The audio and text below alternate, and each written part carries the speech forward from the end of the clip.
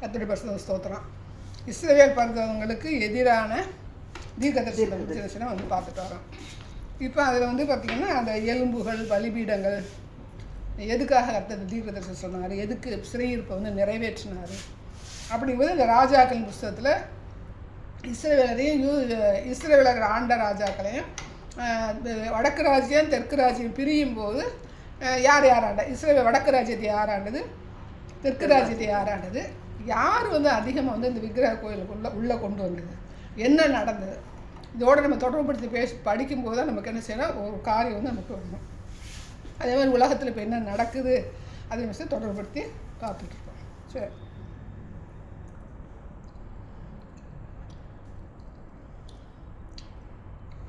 இது வரைக்கும் பார்த்தோம். ஓமிரி வரைக்கும் பார்த்தோம். யெரொபெயாம், நாதாப், பாஷா, ஏலா, சிம்ரி, உம்ரி, அதுக்கு அடுத்து வந்து ஆகாப் ராஜா வந்து ஸ்டார்ட் பண்ணுறாங்க. உம்ரியோட பையன் ஆகாப். அப்போ உம்ரி என்னவா இருந்தார், ஒரு இராணுவ தளபதியாக சேனாதிபதியாக இருந்தார். அவருடைய பையன் தான் ஆகாப். சரியா, ராஜவம்சத்தில் வந்தவன் கிடையாது. இந்த இவன் இருக்கால, அவள் பேர் என்ன, ஏசபேல் வந்து சீதோன் படித்தோமா, சீதோனுக்கு எதிரான தீர்க்க தரிசனம், தீரு சீதோன். அந்த சீதோன் நாட்டில் உள்ள பொண்ணு இந்த யார், ஏசபேல். ஆமாம், யாரோட மனைவி, ஆகாப்புடைய மனைவி ஏசபேல். திராட்சை தோட்டத்தை வந்து அபகரிக்கிறதுக்கு பொய்யான ஒரு சாட்சியை ஏற்படுத்தி ஒரு நிருபம் எழுதி ராஜாவுடைய அவனுடைய வீட்டுக்காரர் வந்து ஆகாப் ராஜா, அவன் பேரில் என்ன செய்வான், எழுதுவான். இது எனக்கு தெரியாது. அவன் எழுதிட்டு அதை வந்து என்ன செய்யறேன்னா, அவன் இந்த நாபோத் இருக்கிற அந்த ஊர் இஸ்ரேல்னு சொல்லி, இப்போ வந்து நமக்கு வந்து இஸ்ரேல் சொல்கிறாங்க, அப்போ வந்து இஸ்ரேல் அந்த ஊர் பேர். அந்த ஊரில் உள்ள பெரியவங்களுக்கு வந்து நீ என்ன செய்யுங்க, அந்த நாபாத்துங்கிறவன் ஆண்டவருக்கு ராஜாவுக்கு விரோதமாகவும் கடவுளுக்கு விரோதமாகவும் தூஷித்தானா கெட்ட வார்த்தை பேசி பண்ணினேன் அப்படின்னு சொல்லி 2 சாட்சிகளை ஏற்படுத்தி அவனை கல்லெறிஞ்சு கொன்றுங்கன்னு சொல்லி நிருபம் எழுதுவான். யார் எழுதுவான், ஆகாப்புடைய மனைவி. இதிலே வரும்.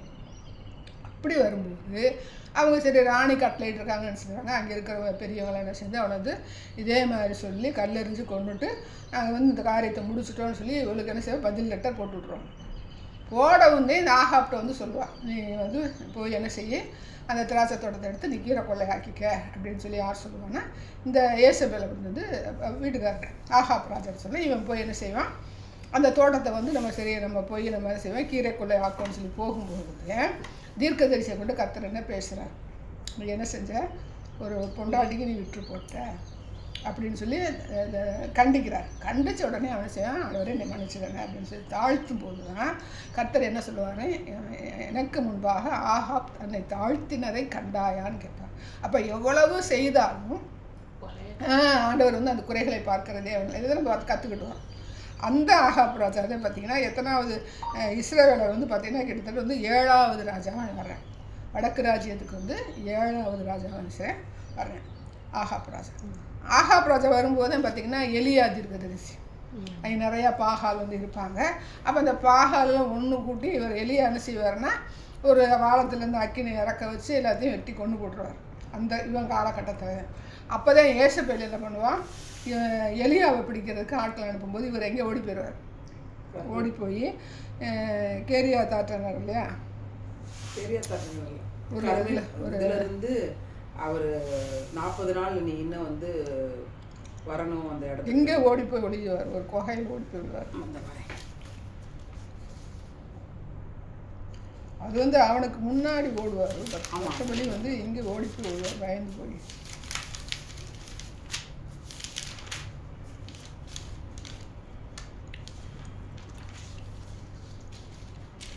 பதினேழுலேருந்து ஸ்டார்ட் ஆகும்.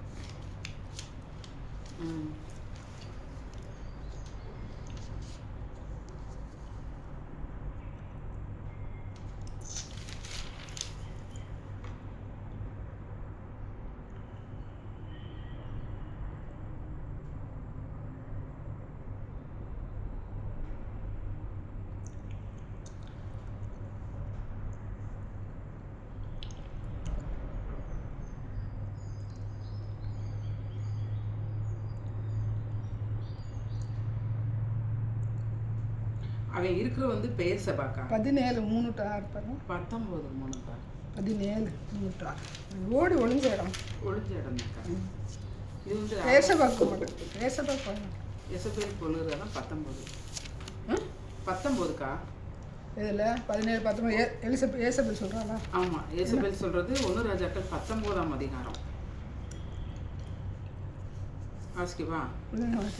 இடத்த கண்டுபிடிங்க. ஒழுங்க அது தப்பி ஓடுறேன். 19 வருது. 19.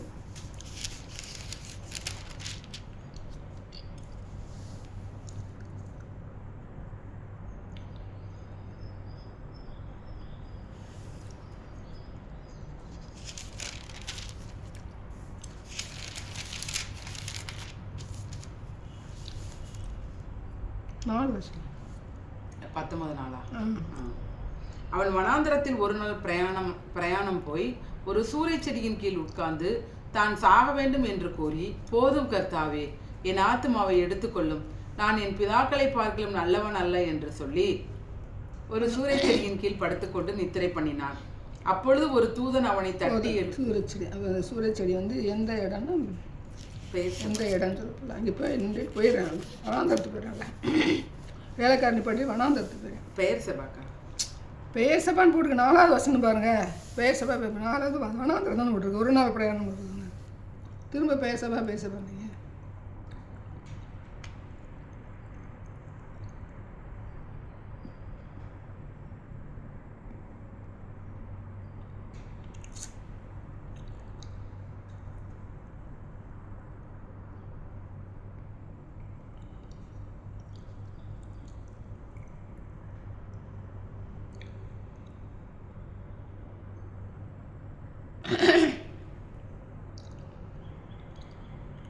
நீங்கள் ராஜா 19:8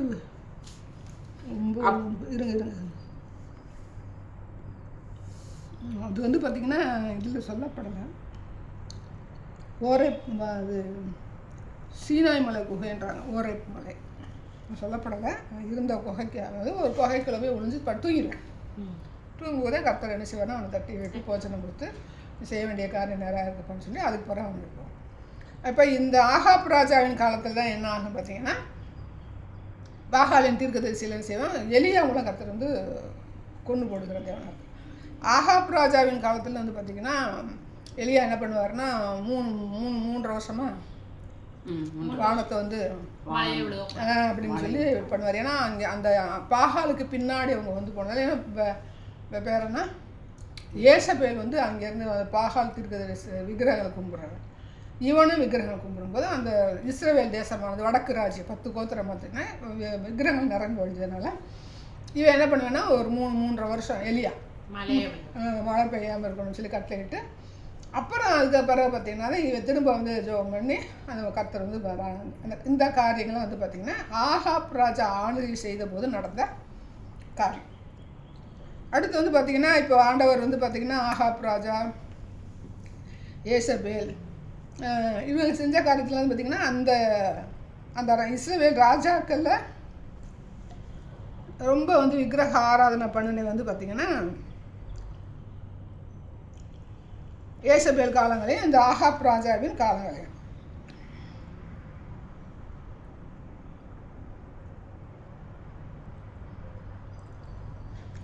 அப்போ இவங்க என்ன பண்ணுறாங்க, இஸ்ரவேல் தேசத்தை வந்து விக்கிரகங்களாலையும் எந்த காரியங்கள்லாம் பண்ணுறாங்க, விக்கிரகத்தினாலையும் பலிபீடம் மற்ற எல்லா காரியத்தை வந்து பாகாலுக்கு முன்னுரிமை கொடுத்து வந்து காரியங்கள் நடத்தும் போது கர்த்தர் எலியாவை கொண்டு காரியங்கள் நடத்துகிறாரு.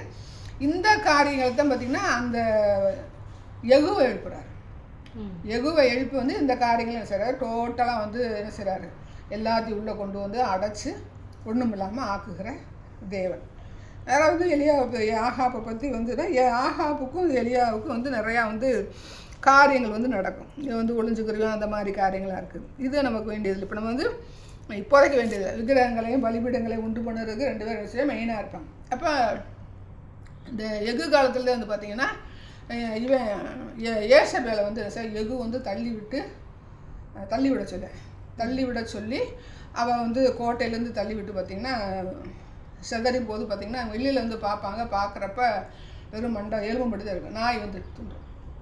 கர்த்தர் வந்து அதை தீர்க்க தரிசனமாக உரைப்பார். அப்போ விக்கிரகங்கள் பின்னாடி போனவங்களுக்கு ஒரு என்ன இருக்குது, ஒரு அகோரமான மரணம் இருக்குது.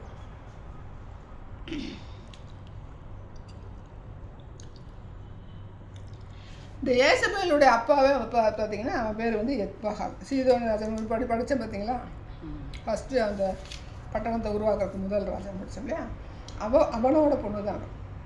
அப்போ அவன் வந்து பரம்பரையாக என்ன சொன்னால் பாகால் தெய்வத்தை வந்து வணங்கினதுனாலே அவன் வந்து அந்த பாகால் இருக்கிறத விட்டு வெளியில் வர முடியல.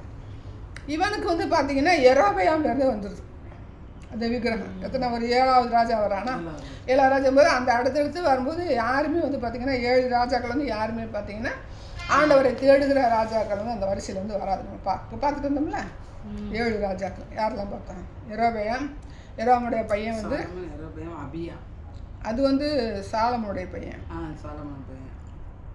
7 ராஜா பார்த்தோமே. நாதாப்பா,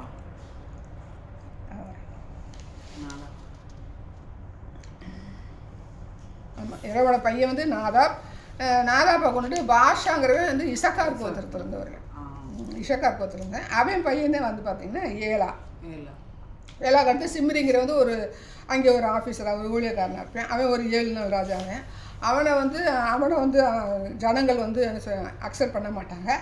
அக்செப்ட் பண்ணாத போது அவன் தன்னைத்தானே என்ன செய்வான், கொளுத்திக்கிறான். 7 நாள் ராஜாவுங்க. அடுத்து வந்து ஜனங்கள் என்ன செய்வாங்க, உம்ரியை வந்து படை தளபதி, அவனை வந்து ராஜாவாக்குறாங்க. அவன் பையன் தான் யார், இந்த ஆகாப். சரியா? இப்போ இந்த ஆகாப்புக்கு வந்து கர்த்தர் வந்து ஒரு தீர்க்க தரிசனம் சொல்லியிருப்பார். என்ன சொல்லியிருப்பார், விக்கிரகங்கள்லாம் பண்ணும்போது நாட்களுக்கு நடக்காது, ஆனால் அந்த காரியம் வந்து நடக்கும்னு சொல்லியிருப்பார். 19 இருக்கா?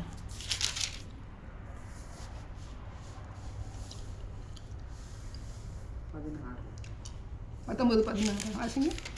பின்பு நிம்சியின் குமாரனாகிய யெகூவை இஸ்ரவேல் மேல் ராஜாவாக அபிஷேகம் பண்ணி ஆபேல் மேகொலா ஊரானான சாப்பாத்தின் குமாரனாகிய எலிசாவை முன்ஸ்தானத்திலே தீர்க்க தரிசனம். அது இல்லை, நான் சொல்கிற வாழ்வு வந்து பார்த்தீங்கன்னா இவனுக்கு ஆகாப்புக்கு வந்து தீர்க்க தரிசனம் வந்து சொல்லியிருப்பார். நீ இப்படி வந்து நீ அவளுக்கும் ஏசபேலுக்கும் சொல்லுவார். இந்த விக்கிரகத்தை வழிபட்டதுனால அவங்களுக்கு வந்து எப்படிப்பட்ட சாவு மரணம் அப்படிங்கிறத சொல்லியிருப்பார்.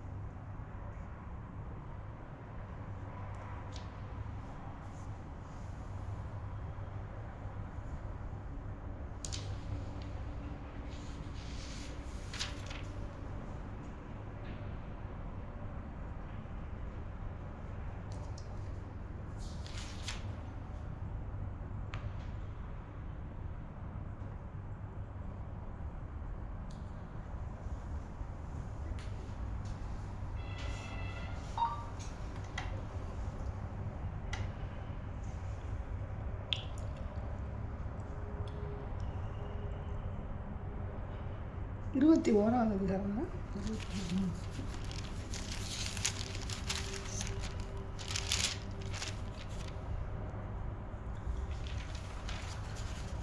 பதினேழு 20 நிமிஷம்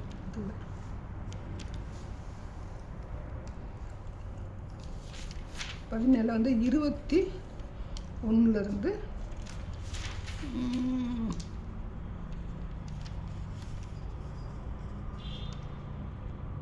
26 வரைக்கும் சார்.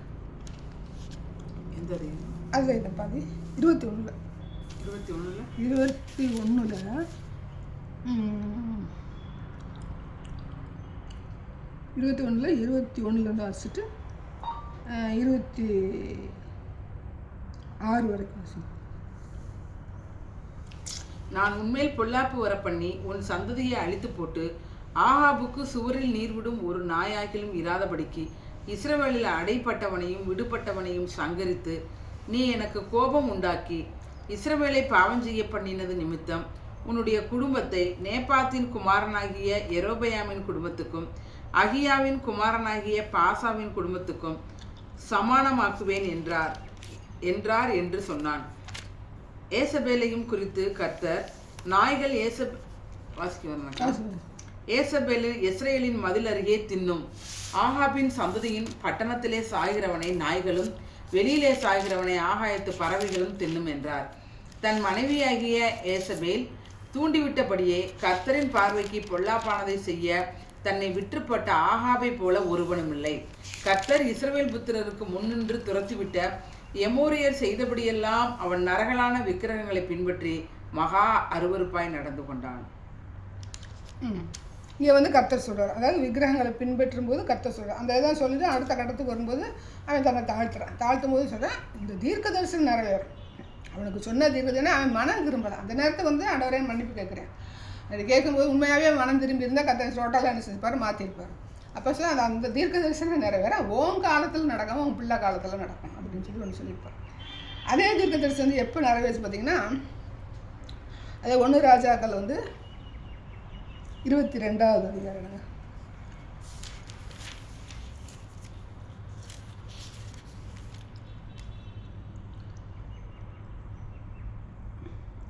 34 38 வரைக்கும். ஒருவன் நினையாமல் வில்லை நாணேற்றியைதான், அது இஸ்ரவேலின் ராஜாவுடைய கவசத்தின் சந்துகளுக்குள் பட்டது. அப்பொழுது அவன் தன் சாரதியை பார்த்து, நீ திருப்பி என்னை இராணுவத்துக்கு அப்பால் கொண்டு போ, எனக்கு காயம்பட்டது என்றான்.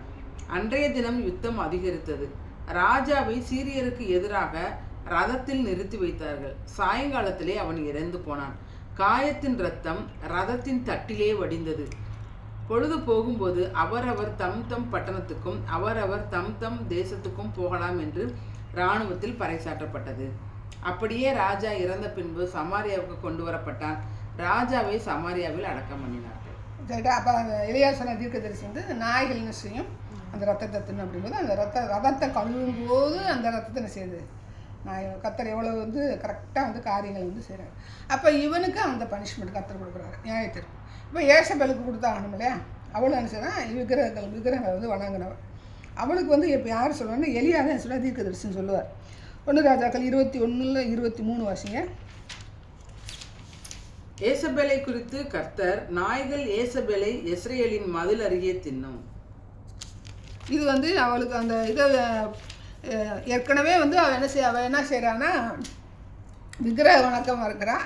அடுத்து வந்து இந்த நாபாலின் திராட்சை தோட்டத்தில் வஞ்சிக்கிறான். அடுத்து வந்து பார்த்திங்கன்னா இவனை எலியாவுக்கு வந்து ஆளை பிடிச்சிட்டு வாங்கடான்னு சொல்லி கட்டளை இடுகிறான். அப்போ அவளுக்கு வந்து அந்த விக்கிரக வணக்கத்தில் வந்து பயங்கர ஈடுபாடு உண்டு. அப்போ அவளுக்குரிய தீர்க்க தரிசனம் வந்து என்ன சொன்னால், நாய்கள் வந்து ரத்தத்தை செய்யும் தின்னும் அப்படின்னு சொல்லி 21வது. அப்போ அது என்னைக்கு நிறைவேறி சொல்லும்போது 2 ராஜாக்கள் வாங்க. 2 ராஜாக்களில்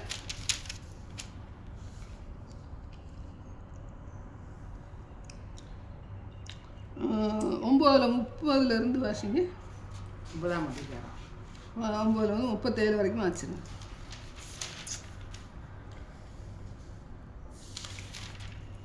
9ஆம் அதிகாரம் 2 ராஜாக்கள் 9 30-37 வரைக்கும். யெகூ இஸ்ரவேலுக்கு வந்தான். அதை எசபேல் கேட்டபோது தன் கண்களுக்கு மையிட்டு தன் தலையை சிங்காரித்து கொண்டு ஜன்னல் வழியாய் எட்டி பார்த்து, யெகூ ஒளிமுக வாசலில் வந்தபோது அவள், தன் ஆண்டவனை கொன்ற சிம்ரி சேமம் அடைந்தானா என்றாள். அப்பொழுது அவன் தன் முகத்தை அந்த ஜன்னலுக்கு நேராக ஏறெடுத்து, என் பட்சத்தில் இருக்கிறது யார் யார் என்று கேட்டதற்கு 2-3 பிரதானிகள் அவனை எட்டி பார்த்தார்கள். அப்பொழுது அவன், அவளை கீழே தள்ளுங்கள் என்றான். அப்படியே அவளை கீழே தள்ளினதினால் அவளுடைய இரத்தம் சுவரிலும் குதிரைகளிலும் தெரித்தது. அவன் அவளை மிதித்து கொண்டு உள்ளே போய் புசித்து குடித்து, பின்பு, நீங்கள் போய் சபிக்கப்பட்ட அந்த ஸ்திரியை பார்த்து அவளை அடக்கம் பண்ணுங்கள், அவள் ஒரு ராஜகுமாரத்தி என்றான்.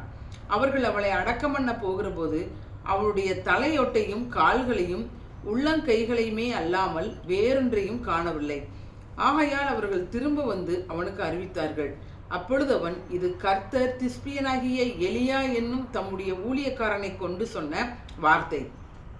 இஸ்ரவேலின் நிலத்திலே நாய்கள் ஏசபேலின் மாம்சத்தை தின்னும் என்றும், இன்னும் ஏசபேல் என்று சொல்லக்கூடாதபடிக்கு ஏசபேலின் பிரேதம் இஸ்ரவேலின் நிலத்திலே வயல்வெளியின் மேல் போடும் எருவை போல் ஆகும் என்று சொன்னாரே என்றான். இப்போ அவங்க மனம் திரும்பாத பட்சத்தில், மனம் திரும்பி இருந்தால் கர்த்தர் செஞ்சுருப்பார், அந்த காரியங்களை வந்து மாற்றிருப்பார். மனம் திரும்பாதனால பார்த்திங்கன்னா அந்த காரியங்கள் நியாய தீர்ப்பு வந்து நிறைவேறு. கடைசி வரைக்கும் ஏலியாவே விரட்டுறதே அவருடைய வேலையாக இருக்குது. ஆண்டோடைய பிள்ளைங்களாம் செய்த அவருடைய வேலையாக இருக்குது, தீர்த்து கட்டணும் அப்படின்னு சொல்லிட்டு. அதனால தான் வந்து பார்த்திங்கன்னா இவனுக்கும் யாகாபுக்கும் ஏசபேலுக்கு வந்து இந்த காரியங்கள் நடக்குது. நிறையா காரியங்கள் உள்ளே இருக்குது. நம்ம தனியாக அந்த புஸ்தகத்தை எடுத்து படிக்கும்போது உடனே படிப்பான். அப்போ இந்த காரியங்கள் வந்து எதனால நடக்குதுன்னா பலிபீடங்கள்னாலேயும் விக்கிரகங்களாலேயும் அந்த தேசத்தை, இஸ்ரவேல் தேசத்தை நிரப்புனால கர்த்தர் அந்த பனிஷ்மெண்ட் வந்து கொடுக்குறாரு. மனம் திரும்பின ராஜாக்கள் நம்ம பார்ப்போம், மனம் திரும்பி செய்தவர்கள் நம்ம பார்ப்போம், நல்ல ராஜாக்கள் இருந்திருக்காங்க. பட் ஆனால் டோட்டலாக கரப்ஷன் ஆனது இப்படிப்பட்ட ஆட்கள் வந்து என்ன கரப்ஷன் ஆக்கிடுறாங்க. அதனால் கர்த்தர் வந்து டோட்டலாக என்ன செய்கிறாரு, அந்த மலைகளையும் பலிபீடங்களையும் நொறுக்கி எடுத்து காரியங்கள் என்ன செய்கிறாரு, அந்த தீட்டுப்படுத்துகிறாங்க. பிசாசின்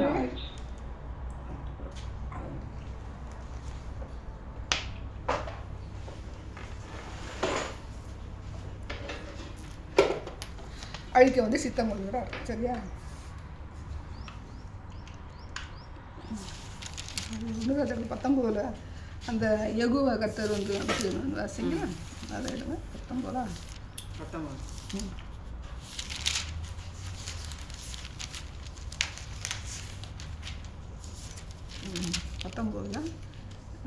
16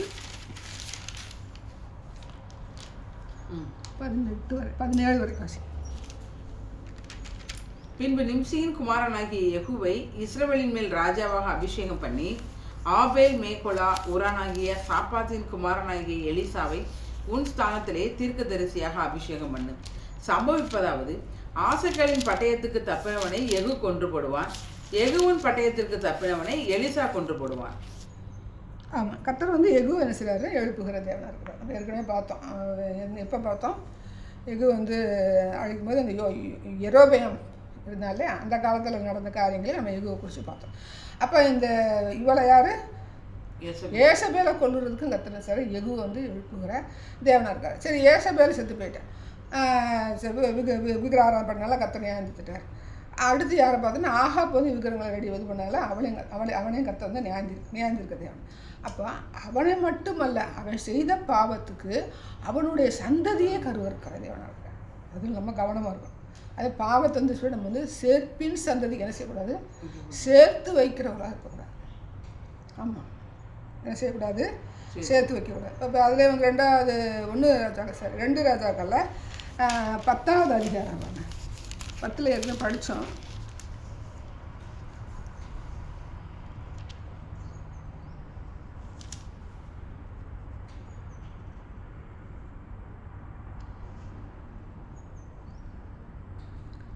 வரைக்கும் ஆசுங்க, அதுதான் புரியும். 10 வந்து 1 to 11. ஆகாபுக்கு சமாரியாவிலே 70 குமாரர் இருந்தபடினால் யெகூ சமாரியாவில் இருக்கிற இஸ்ரவேலின் பிரபுக்களாகிய மூப்பரிடத்துக்கும் ஆகாபுடைய பிள்ளைகளை வளர்க்கிறவர்களிடத்துக்கும் நிருபங்களை எழுதி அனுப்பினான். அதில், உங்கள் ஆண்டவருடைய குமாரர்கள் உங்களோடு இருக்கிறார்களே, ரதங்களும் குதிரைகளும் அரணான பட்டணமும் ஆயுதங்களும் உங்களுக்கு உண்டே. இப்போதும் இந்த நிருபம் உங்களிடத்தில் வரும்போது நீங்கள் உங்கள் ஆண்டவனுடைய குமாரரில் உத்தமமும் செம்மையுமாய் இருக்கிறவனை பார்த்து அவனை அவன் தகப்பனுடைய சிங்காசனத்தின் மேல் வைத்து உங்கள் ஆண்டவனுடைய குடும்பத்துக்காக யுத்தம் பண்ணுங்கள் என்று எழுதியிருந்தது. அவர்கள் மிகவும் பயந்து, இதோ 2 ராஜாக்கள் அவனுக்கு முன்பாக நிற்கவில்லையே, நாங்கள் எப்படி நிற்போம் என்றார்கள். ஆகையால் அரண்மனை விசாரிப்புக்காரனும் நகர விசாரிப்புக்காரனும் மூப்பரும் பிள்ளைகளின் விசாரிப்புக்காரரும், நாங்கள் உமது அடியார்கள், நீர் எங்களுக்கு சொல்வதையெல்லாம் செய்வோம், நாங்கள் ஒருவரையும் ராஜாவாக்குவதில்லை, உமது பார்வைக்கு சம்மதியானதை செய்யும் என்று யெகூவுக்கு சொல்லி அனுப்பினார்கள். யெகூ அவன் அவர்களுக்கு 2ஆம் நிருபத்தை எழுதினான். அதில், நீங்கள் என் பட்சத்தில் சேர்ந்து என் சொல்லை கேட்பீர்களானால் உங்கள் ஆண்டவனுடைய குமாரரின் தலைகளை வாங்கி நாளை இந்நேரத்திலேயே இஸ்ரேலுக்கு என்னிடத்தில் வாருங்கள் என்று எழுதியிருந்தது. ராஜாவின் குமாரராகிய 70 பேரும் தங்களை வளர்க்கிற பட்டணத்தின் பெரிய மனுஷரோடு இருந்தார்கள். இந்த நிருபம் அவர்களிடத்தில் வந்தபோது அவர்கள் ராஜாவின் குமாரராகிய 70 பேரையும் பிடித்து வெட்டி அவர்கள் தலைகளை கூடைகளில் வைத்து இஸ்ரேலில் இருக்கிற அவனிடத்திற்கு அனுப்பினார்கள். அனுப்பப்பட்ட ஆள் வந்து ராஜகுமாரின் தலைகளை கொண்டு வந்தார்கள் என்று அவனுக்கு அறிவித்த போது அவன் விடியற்காலம் மட்டும் அவைகளை ஒளிமுக வாசலில் 2 குவியலாக குவித்து வையுங்கள் என்றான். மறுநாள் காலமே அவன் வெளியே வந்து நின்று சகல ஜனங்களையும் நோக்கி, நீங்கள் நீதிமான்கள் அல்லவா? இதோ நான் என் ஆண்டவனுக்கு விரோதமாக கட்டுப்பாடு பண்ணி அவனை கொன்று போட்டேனே. ஆனாலும் இவர்கள் எல்லாரையும் கொன்றவன் யார்? ஆதலால் கர்த்தர் ஆகாபின் குடும்பத்தாருக்கு விரோதமாக சொன்ன கர்த்தருடைய வார்த்தைகளில் ஒன்றும் தரையிலே விழவில்லை என்பதை அறிந்து கொள்ளுங்கள். கர்த்தர் தம்முடைய ஊழியக்காரனாகிய எலியாவை கொண்டு சொன்னதை செய்தார் என்றான். இஸ்ரவேலிலும் ஆகாபின் குடும்பத்தாரில் மீதியான யாவரையும், அவனுக்கு இருந்த எல்லா மந்திரிகளையும், அவனைச் சேர்ந்த மனுஷரையும், அவனுடைய ஆசாரியர்களையும், அவனுக்கு ஒருவரையும் மீதியாக வைக்காதபடிக்கு யெகூ கொன்று போட்டான். இப்போ அவ வந்து 2 பேரும் தாயும் தகப்பனும் வந்து பாவம் செய்கிறாங்க. அப்போ அந்த பிள்ளைகளும் என்ன செய்யுது? கர்த்தர் வந்து கருவுது. ஏன்னா அவங்களும் கரப்ஷன் ஆகிட்டாங்க. நல்லவங்களா இருந்தால் கர்த்தர் சிறை காப்பாற்றிருக்காங்க. சரியா? அதை நம்ம வந்து கவனிக்கணும். ஆனால் ஒரு பாவத்தை சேர்த்து வைக்கும்போது பார்த்திங்கன்னா அந்த சந்ததியை கர்த்தர் செய்கிறாரு, அழிக்கிற தேவன். அவர் வந்து இப்போ நம்ம நினைக்கிறோன்னா சந்ததியாக அறுக்கிற தேவன் அழிக்கிறாரு, மனுஷனை அழிக்கிறாரு. நம்ம திரும்ப நம்ம மனசுக்குள்ளே இருதயத்துக்குள்ளே ஏற்றி வைக்கிற ஒரு விஷயம் என்னென்னா, கரப்ஷன் டோட்டல் வந்து பிசாசின் ஆளுகைக்குள்ளே போகும்போது என்ன செய்கிறாரா, அங்கே ஒரு நியாயத்திற்கு வந்து கொண்டு வரார். அவருக்கு வந்து மனுஷன் விரோதி கிடையாது, பிசாசு தான் விரோதி, எதிரி. அப்போ அந்த எதிரியை அழிக்கிறதுக்கு அவன் அந்த சரீரத்துக்குள்ளேயும் அவனுடைய ஆவிக்குள்ளேயும் அவனுடைய ஆத்மாவுக்குள்ளேயும் போது டோட்டல் கரப்ஷன் ஆகும்போது கர்த்தர் செய்கிறார், ஒரு நியாயத்திற்பை கொண்டு வருகிற தேவன். அதே நேரத்தில் வந்து ஆண்டவர்கிட்ட வந்து இப்போ வந்து தன்னை தாழ்த்தினதை கண்டாயும்போது டோட்டலாக அவன் சரண்டர் ஆயிருந்தானே என்ன செஞ்சுருப்பார் கர்த்தர். அந்த பாவங்களை பார்க்காது. அதை நம்ம மனசு வந்து எப்போவுமே பதிய வச்சுக்கணும். எதுக்கு இப்படி செய்கிறாரு காசாவில் இதுக்கு முட்டாள்தனமாக கேட்பாங்க. அப்போ நாமளும் முட்டாள்தனம் சொல்லக்கூடாது, பதில் சொல்லக்கூடாது. எதுக்கு ஈரானுக்கு வந்து அவன் ட்ரம்ப் சும்மா இருக்க மாட்டான், அவன் வேலை பார்க்க வேண்டியதானே, எதுக்கு ஈரானில் போய் சண்டை போடுறேன்? இந்த காரியங்கள் பார்த்திங்கன்னா நார்மலாக தேவ சிந்தை இல்லாத ஒரு மனநிலை உள்ளவங்க. அப்போ நம்மளும் டோட்டலாக சேர்ந்து ஆமாம் இல்லை அவன் பாட்டுக்கு வேலையை பார்த்துட்டு போகலாம்ல, இவன் இதில் தலைவன். அப்போ கர்த்தர் சில காரியங்களுக்காக ஒருத்தர் எழுப்பி அந்த அநீதியான அந்த பிசாசுடைய கிரியை அழிப்பதற்கு ஒரு மனுஷனை எழுப்புகிற தேவன். இந்த சிந்தை எப்போவுமே நம்மகிட்ட இருக்கணும்.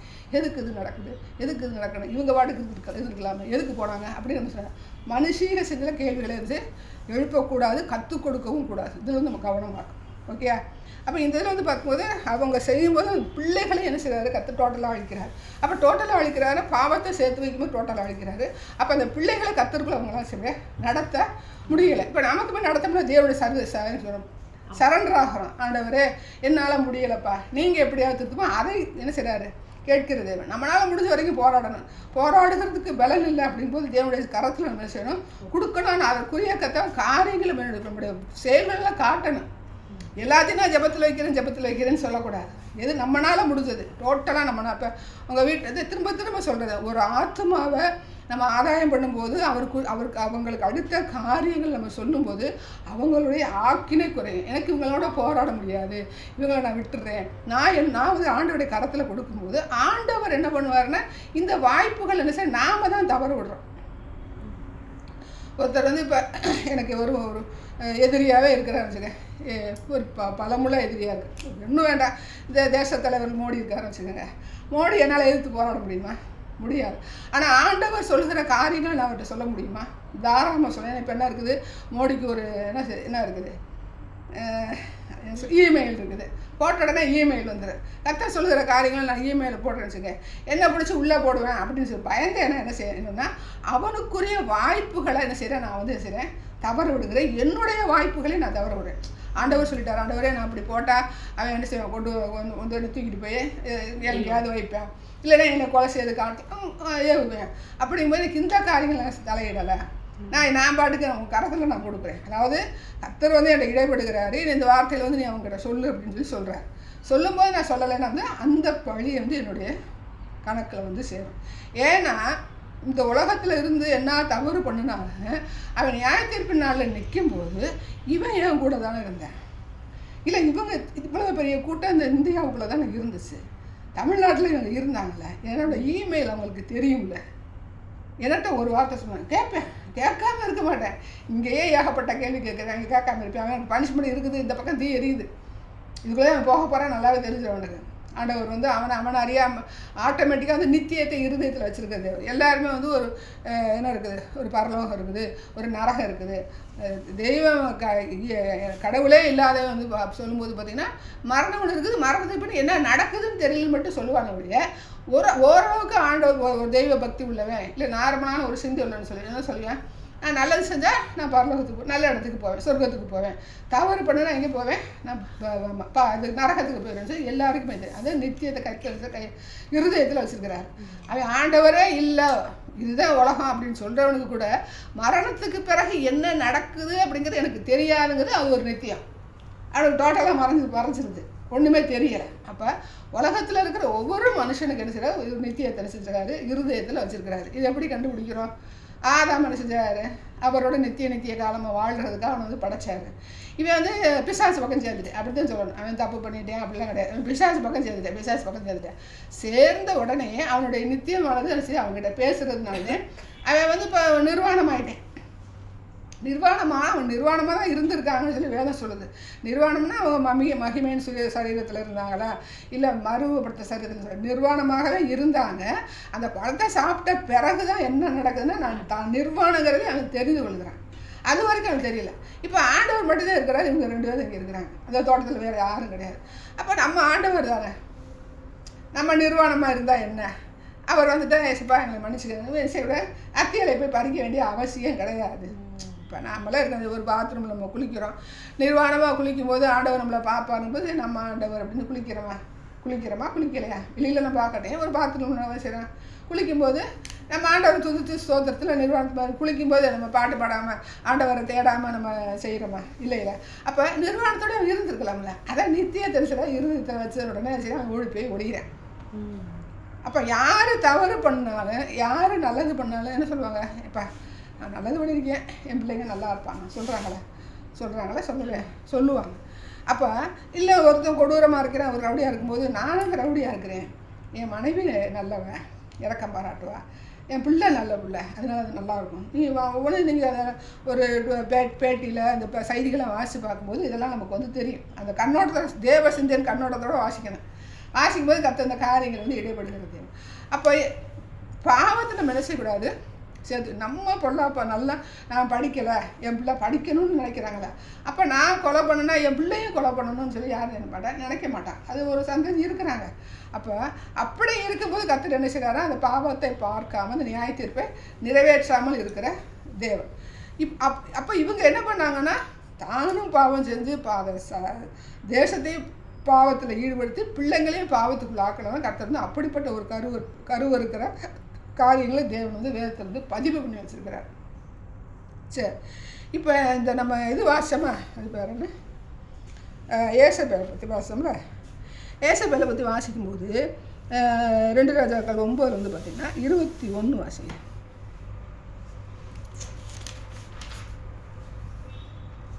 அப்பொழுது யோராம் ரதத்தை ஆயத்தப்படுத்தி என்றான். அவனுடைய ரதத்தை ஆயத்தப்படுத்தின போது இஸ்ரவேலின் ராஜாவாகிய யோராமும் யூதாவின் ராஜா 2 ராஜாக்கள் 9:31 எகு ஒளிமுக வாசலில் வந்தபோது அவள் தன் ஆண்டவரை கொன்ற சிம்ரி சேமம் அடைந்தானா என்றாள். ஆமா, எதுக்கு இப்படி கேட்குறான்?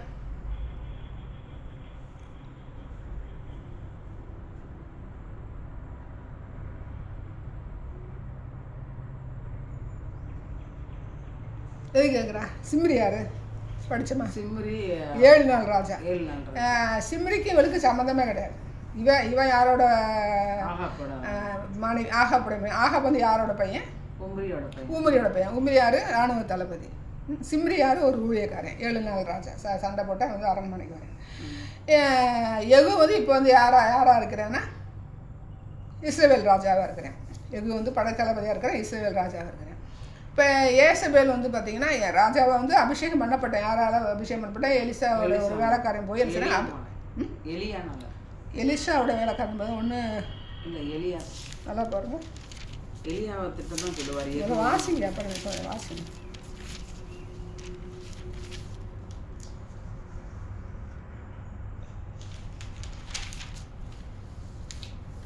ஒம்பது 1 2 3 4 5 6 7 8 9 10 வரைக்கும் வச்சுருங்க. எத்தனை? 2 ராஜாக்கள் 9ல் 1 to 10.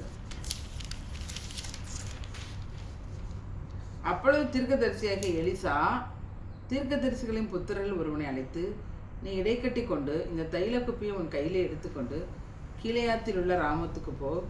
நீ அங்கே சேர்ந்தபோது நிம்சியின் மகனான யோசபாத்தின் குமாரன் யெகூ எங்கே இருக்கிறான் என்று பார்த்து அங்கே உட்பிரவேசித்து அவனை தன் சகோதரனின் நடுவிலிருந்து எழுந்திருக்க பண்ணி அவனை உள்ளான ஒரு அறையிலே அழைத்து கொண்டு போய் தைல குப்பியை எடுத்து அவன் தலையின் மேல் வார்த்து, உன்னை இஸ்ரவேலின் மேல் ராஜாவாக அபிஷேகம் பண்ணினேன் என்று கர்த்தர் சொல்லுகிறார் என்று சொல்லி கதவை திறந்து தாமதியாமல் ஓடிப்போ என்றான். அப்படியே தீர்க்கதரிசியின் ஊழியக்காரனாகி அந்த வாலிபன் கீலேயாத்தில் உள்ள ராமோத்துக்கு போனான். அவன் உட்பிரவேசித்த போது சேனாதிபதிகள் அங்கே உட்கார்ந்திருந்தார்கள். அப்பொழுது அவன், சேனாதிபதியே, உமக்கு சொல்ல வேண்டிய ஒரு வார்த்தை உண்டு என்றான். அதற்கு யெகூ, எங்கள் எல்லாருக்குள்ளும் யாருக்கு என்று கேட்டதற்கு அவன், சேனாதிபதியாக உமக்குத்தான் என்றான். அவன் எழுந்து அறை வீட்டுக்குள் பிரவேசித்தான். அவன் அந்த தைலத்தை அவன் தலையின் மேல் வார்த்து அவனை நோக்கி, இஸ்ரவேலின் தேவனாகிய கர்த்தர் சொல்லுகிறது என்னவென்றால், உன்னை கர்த்தருடைய ஜனமாகிய இஸ்ரவேலின் மேல் ராஜாவாக அபிஷேகம் பண்ணினேன். நான் என் ஊழியக்காரராகிய தீர்க்கதரிசிகளின் இரத்தப்பழியையும் கர்த்தருடைய சகல ஊழியக்காரரின் இரத்தப்பழியையும் ஏசபேலின் கையிலே வாங்கும்படிக்கு நீ உன் ஆண்டவனாகிய ஆகாபின் குடும்பத்தை அழித்து விட கடவாய். ஆகாபின் குடும்பம் எல்லாம் அழியும்படிக்கு நான் ஆகாபுக்கு சுவரில் நீர்விடும் ஒரு நாய் முதலாய் இராதபடிக்கு இஸ்ரவேலிலே அவனுடையவர்களில் அடைப்பட்டவனையும் விடுபட்டவனையும் கருவறுத்து ஆகாபின் குடும்பத்தை நேபாத்தின் குமாரனாகிய எரோபயாமின் குடும்பத்துக்கும் அகியாவின் குமாரனாகிய பாசாவின் குடும்பத்துக்கும் சரியாக்குவேன். ஏசபேலை இஸ்ரேலின் நிலத்திலே நாய்கள் தின்றுவிடும், அவளை அடக்கம் பண்ணுகிறவன் இல்லை என்கிறார் என்று சொல்லி கதவை திறந்து ஓடிப்போனான். 11 மணிக்கு மக்கா 10 வரைக்குங்க. இப்போ புரியுதா யார் வந்து அபிஷேகம் பண்ணோம்? தைல குப்பியில் வந்து இவன் ஏசபேல ஆகாப்பு வந்து ராஜாவாக தான் இருக்கிறாங்க. யெகூ வந்து தைல குப்பினால ராஜாவாக தான் ஆண்டவரால் வந்து நியமிக்கப்படுறான் அபிஷேகம். இப்போ நீங்கள் சொன்ன காரியம் வந்து பார்த்தீங்கன்னா, ஆண்டவர் வந்து யெகூவை வந்து அபிஷேகம் பண்ணுறதுக்கு வந்து எலிசா வந்து ஆயத்தம் பண்ணுறார். ஆனால் பண்ணினது வந்து அவனுடைய வேலைக்காரன். 1 ராஜாக்கள் 19 வந்து பார்த்தீங்கன்னா 16, 17 ஆச்சு. அதை வந்து நீங்கள் கிளியர் பண்ணிக்கணும். 17, 16, 17. பின்பு நிம்சியின் குமாரனாகிய யெகூவை இஸ்ரவேல் மேல் ராஜாவாக அபிஷேகம் பண்ணி ஆபேல் மெகோலாத் ஊரானாகிய சாப்பாத்தின் குமாரனாகிய எலிசாவை உன் ஸ்தானத்திலே தீர்க்கதரிசியாக அபிஷேகம் பண்ணு. சம்பவிப்பதாவது, ஆசகேலின் பட்டயத்துக்கு தப்பினவனை 16, 17 தான். ஆமாக்கா,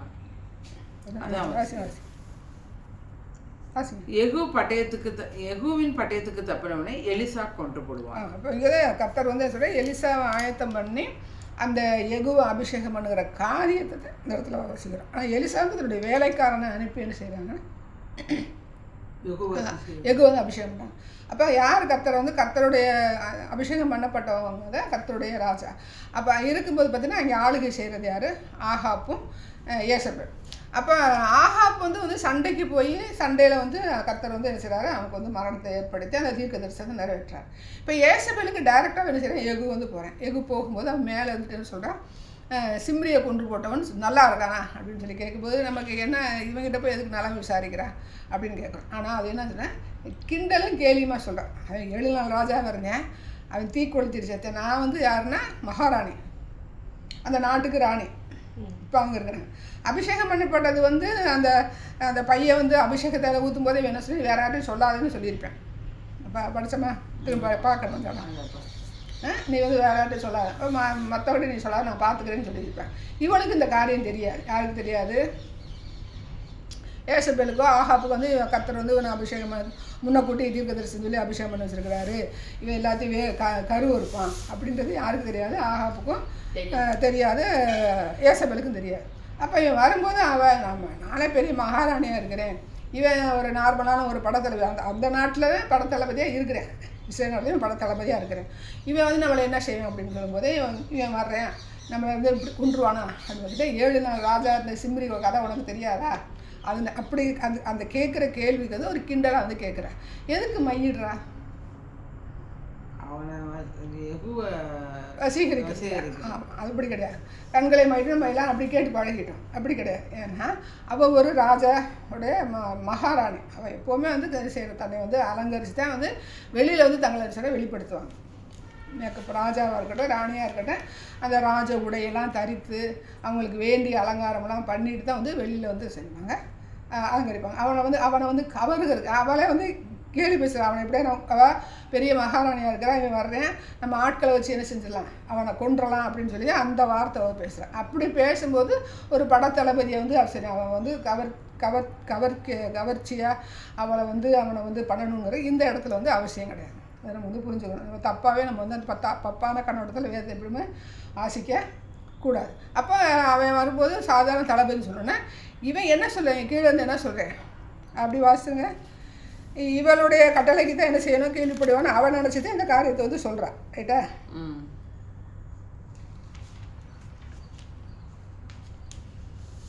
2 ராஜாக்கள் 9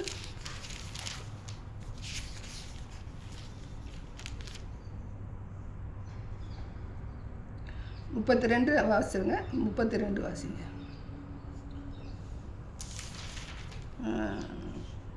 அப்பொழுது அவன் தன் முகத்தை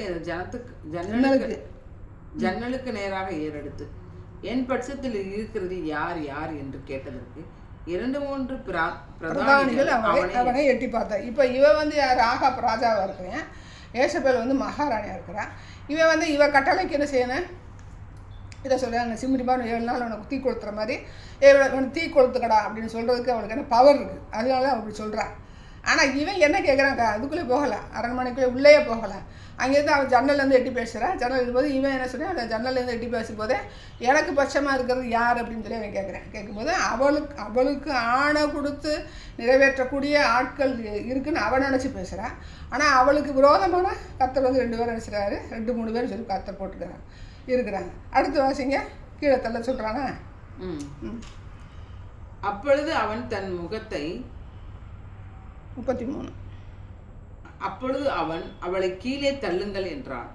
அப்படியே அவளை கீழே தள்ளினதினால் அவனுடைய இரத்தம் சுவரிலும் குதிரைகளிலும் தெரித்தது.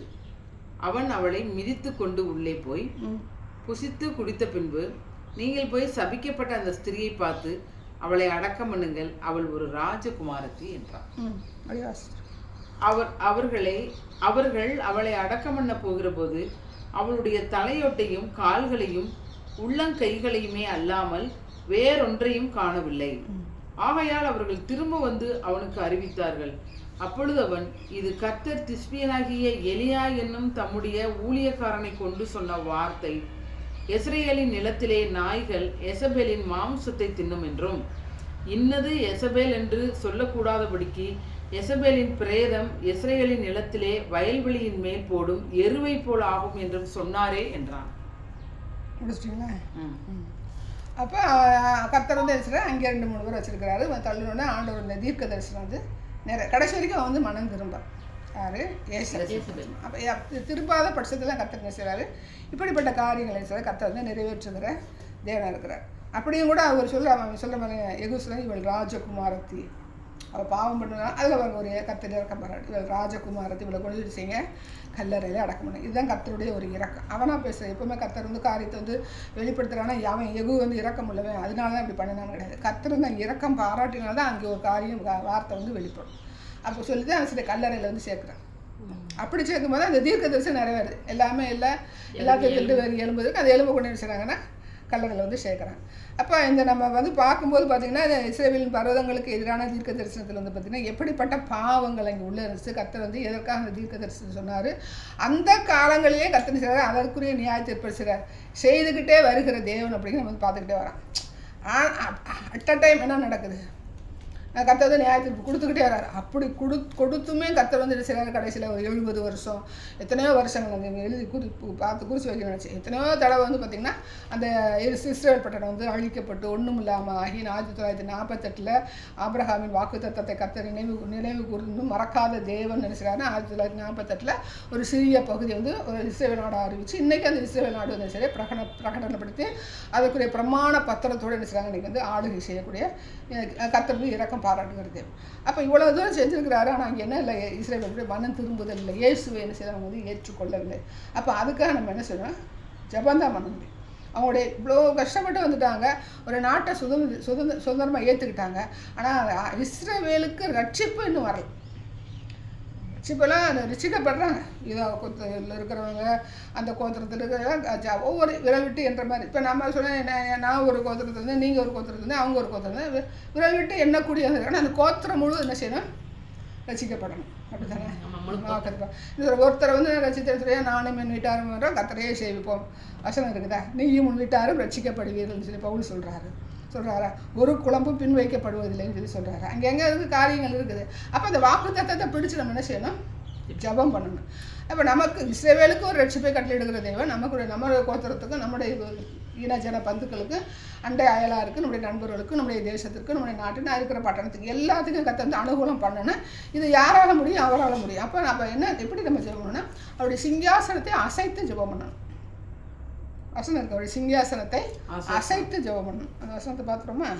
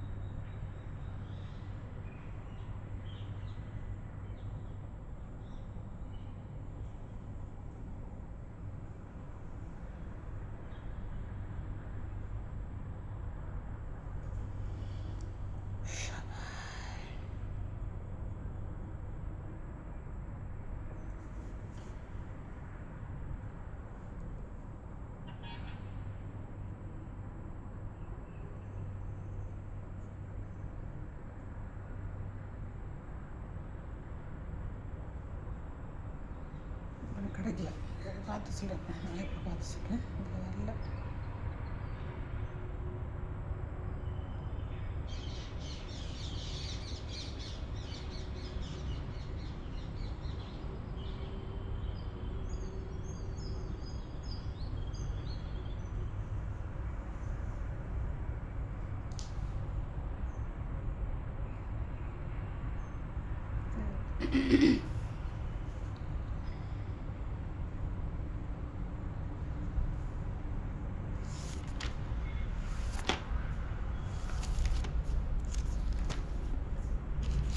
மணி பார்த்துங்க,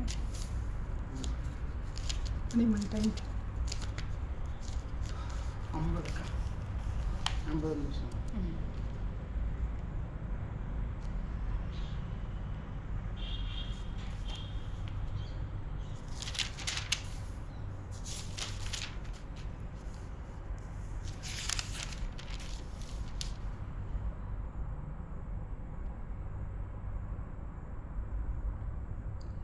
ஓசியா 13:12 வாசிங்க. நம்முடைய பாவம் வந்து இப்படிப்பட்ட நிலைமை. ஓசியா 12 13:12.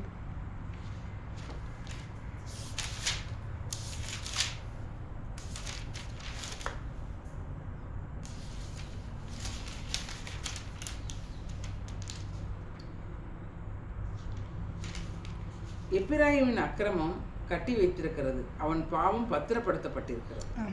பாவம் என்னங்க, யாருடைய பாவம் என்ன பத்திரம்? எப்பிராயிம் பாவம்னா ஒரு பேரை சொல்கிறார், அவனை குறித்து சொல்கிறாரு தந்தி கிருஷ்ணன். அப்போ ஒருத்தருடைய பாவம் எப்படி பண்ணுவான், பத்திரமா வச்சுருவான். அடுத்த நிமிஷம் கட்டி டோட்டலாக கட்டி வச்சுருப்பார். சரியா?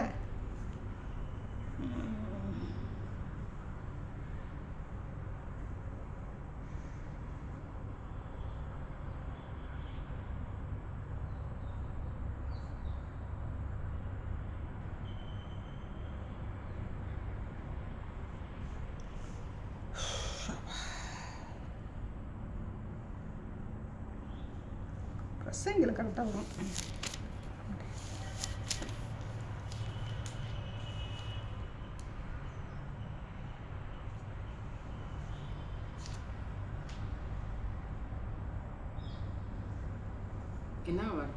இந்த இது பாவத்தை சேர்த்து வைத்து போகிறது சங்கீதத்திலேயே வர மாட்டேன்.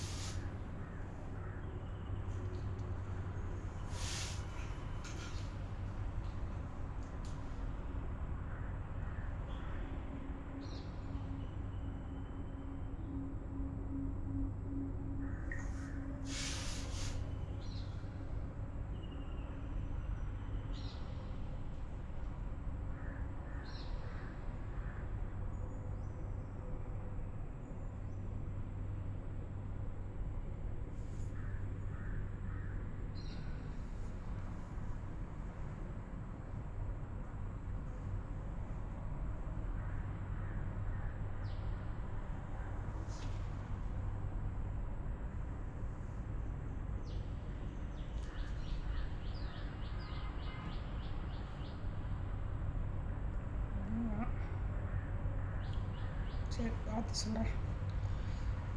அப்போ நம்ம இப்போ பார்க்குற காரியங்கள் வந்து பார்த்திங்கன்னா எது வரைக்கும் பார்த்துருக்கோம்? இஸ்ரவேல் 12 வடக்கு ராஜ்யத்தில் வந்து இப்போ ஆகாப்பு காரியங்கள் வந்து பார்க்குறோம். ஆகாப்பு வந்து என்ன பண்ணினா, ஆகாப்புடைய மனைவி யேசபேல் வந்து என்ன பண்ணுனா, அதனால வந்து கர்த்தர் என்ன தீர்க்க தரிசனம் உரைத்தார். அதுக்காக கர்த்தர் வந்து யாரெல்லாம் எழுப்பினார்? யார் எழுப்பினார்? எகு எழுப்பினார். வேறு யார் எழுப்பினார்? எரோபேமுக்கு வந்து யார் எழுப்புறா? எகுவை தான் எழுப்பினார். அப்போ அப்பப்போ இருக்கிற காரியங்களை கர்த்தர் என்ன செய்கிறாரு? ஒவ்வொருத்தரையும் கர்த்தர் நியாய்ந்து இருக்கிறாரு. மொத்தமாகவும் நியாய்ந்து இருக்கிறது. மொத்தமாக நியாய்ந்து இருக்கும்போது தான் பார்த்திங்கன்னா மலைகள் என்ன செய்கிறாரு? மலைகளே குன்றுகளே எங்கள் மேல் விழுங்கள் அப்படின்னு சொல்லும்போது ஆண்டவர் வந்துட்டார். வரும்போது அந்த பயத்தில் என்ன செய்கிறாங்கன்னா, அந்த பயத்தில் வந்து இந்த மலையெல்லாம் வந்து பார்த்திங்கன்னா என் மேலே வந்து நான் செத்து போகிறேன். அவர் வந்து நம்ம ஏதாவது செய்யறதுக்கு முன்னாடி அதுக்கு வந்து நம்ம செய்யறது கோபத்துக்கு மறைக்கிறதுக்கு அப்படின்னு சொல்லி அந்த இடத்துல வந்து நம்ம நினைக்கிறோம். பட் ஆனால் அவர் வரும்போது பார்த்திங்கன்னா எல்லாமே சப்ஸ்டார்டாக என்ன செய்யணும், அந்த பாவத்தினுடைய முழு கரப்ஷனை பார்த்திங்கன்னா மலை குன்று எல்லாமே சொன்னால் ஒன்றும் இல்லாமல் போயிடும். அப்படி போகும்போதே கர்த்தர் வந்து இங்கே வந்து 1000 வருஷம் அரசாட்சி செய்யும்போது பிசாசின் ஆளுகைக்கும் தேவனுடைய ஆளுகைக்கும் உள்ள வித்தியாசத்தை காமிக்கிறதுக்காகவே கர்த்தர் என்ன செய்கிறாங்க, இந்த 1000 வருஷம் அரசாட்சி வந்து ஏற்படுத்துகிற தேவன். அவனுடைய ஆளுகைக்கும் தேவனுடைய ஆளுகைக்கும் உள்ள வித்தியாசத்தை அந்த 1000 வருஷ அரசாட்சியில் வந்து ப்ரூஃப் பண்ணுகிற தேவன். எதுக்கு ப்ரூவ் பண்ணணும்? அவன் நியாய தீர்ப்புனால அவன் அப்படி தானே ஆட்சி செஞ்சேன், அந்த ஆட்சி தான் நான் இருந்தேன் அப்படின்னு அவன் என்ன செய்வான்? அவன் வந்து ஒரு கேள்வி கேட்கக்கூடாது அப்படிங்கிறத கற்றுட்டு 1000 வருஷம் அரசாட்சி தன்னை ஏற்றுக்கொண்ட பிள்ளைகளுக்காக அந்த ஒரு 1000 வருஷத்தை வந்து கர்த்தர் நமக்கு கட்டிட்டுருக்குறார். நமக்கு வந்து நாம் கஷ்டப்பட்டோம், அதனால கர்த்தர் வந்து ஆயத்தம் பண்ணியிருக்கிறாருங்கிற ஒரு அடுத்த கட்டத்தை தாண்டி அவன் கேள்வி கேட்கக்கூடாது.